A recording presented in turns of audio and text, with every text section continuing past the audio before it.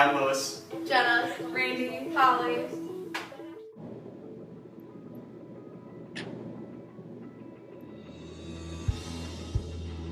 Did you know, before you finish eating breakfast in the morning, you've depended on more than half the world?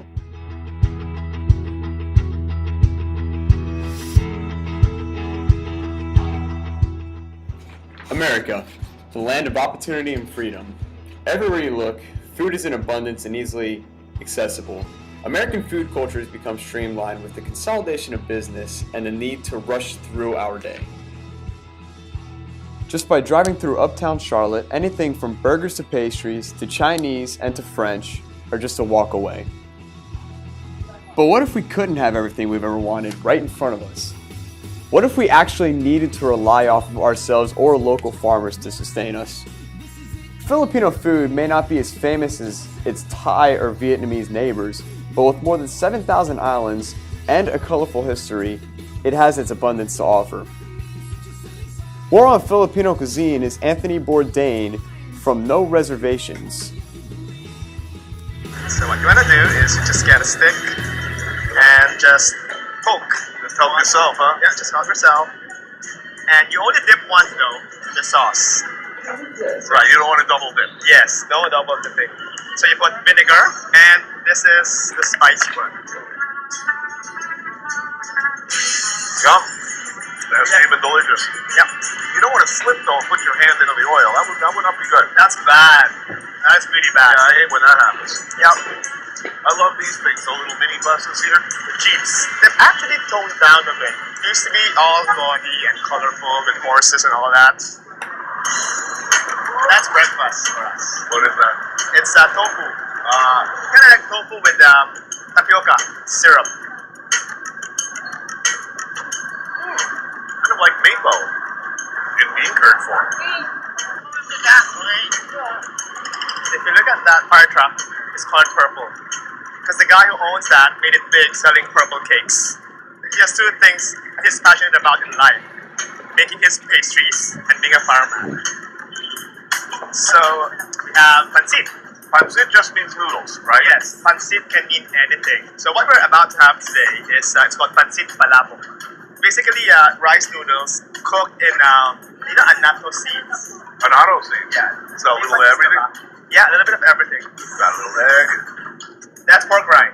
Pork rind. Oh yeah, plenty of that. Yeah. Scallion, of course. And this Garlic. toasted garlic. Roasted garlic. They're short noodles. Yes, they are. Thank you. No, there's a sour. You have to in here. taste the calamansi. Calamansi is a small citrus fruit that looks like a tiny lime and tastes like a slightly bitter tangerine.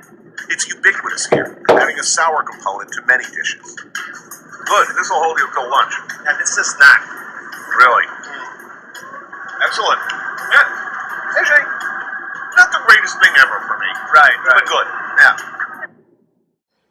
Back home, we decided to dig a little deeper on the impact that food has on the Filipino region as well as their living conditions. Seeing how lunch was in the process, I figured that my timing was perfect.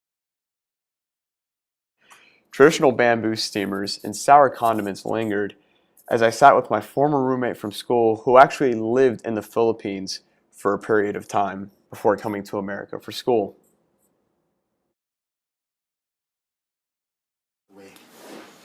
So let's talk about when you actually lived in the Philippines, when you were there before you came to Johnson and Wales. Were you in a more affluent community or were you in more of the impoverished areas? Well, our house was a normal house, but it didn't have a lot of things that they have over here, like indoor plumbing or AC, so I guess it was sort of poorish, because we had the nicest house in the community, but everyone else's house were set up by like metal roofing things, and it was just put together in huts. So Alright, so you moved to America, and then you decided to visit for a little bit. So when you came back, was there anything in was there? I feel like I've heard people mention anything about like a feast or something when people. I feel like I've heard you talking about how they like Yeah. fed you a lot and. Yeah, how I am today. But when I went over there from staying over there and then coming back over here and then going back, they threw a feast because I was their first grandchildren or relative to come to the States. So they wanted to hear all about it, and so they threw me a huge feast, and it was like food, like to feed like a small army. It was so much, and yeah, it was really cool. Now, how often do you is food very like? Is it hard to get? Is it easy to find? I mean, how's the agriculture? Well, we had not necessarily a farm. It was like a little garden. We had a mango tree, a banana tree, and then a couple of other things.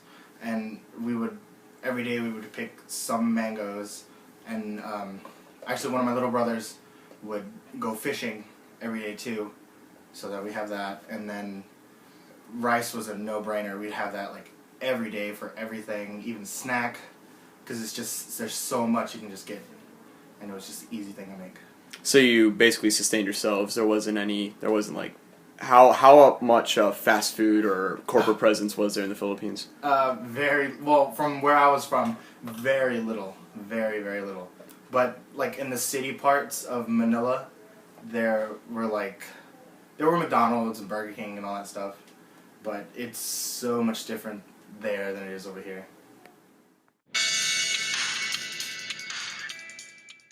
Media, work, state, school, family, peer group.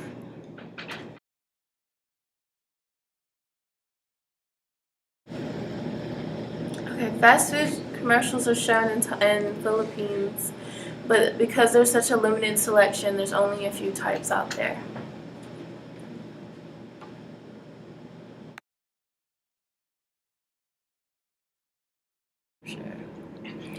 Most Filipino people work 8-hour days, like the people in the U.S. The hours usually consist of a 9-to-5 shift. But unlike the U.S., Filipino people also take the time to incorporate some of their 5 meals a day.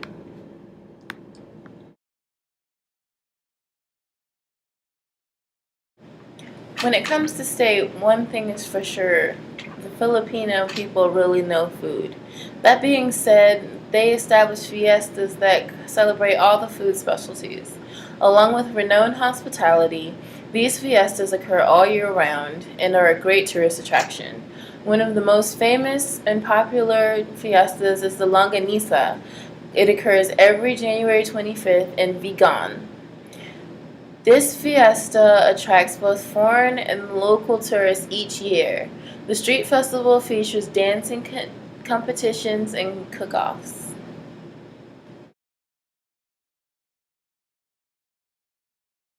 The school agent of socialization within the Philippines is set up much like ours in the U.S. Many children spend their days in school rather than farming like past generations.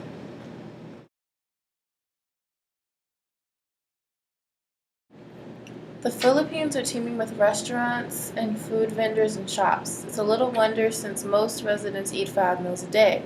Generally, these small meals by Western standards including breakfast, a morning snack, lunch, afternoon snack, and dinner. Filipinos prefer to eat communally, with many meals served buffet style. Regardless of socioeconomic status, Filipino families place a high premium on meals, considering them an important time to socialize with friends and family and as a gesture to welcome guests.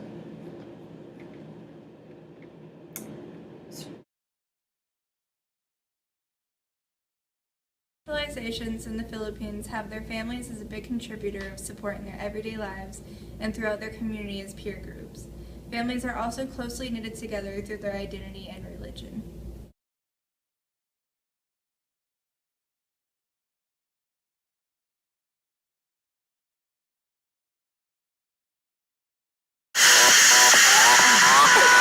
Gangnam Style. I've actually seen this video.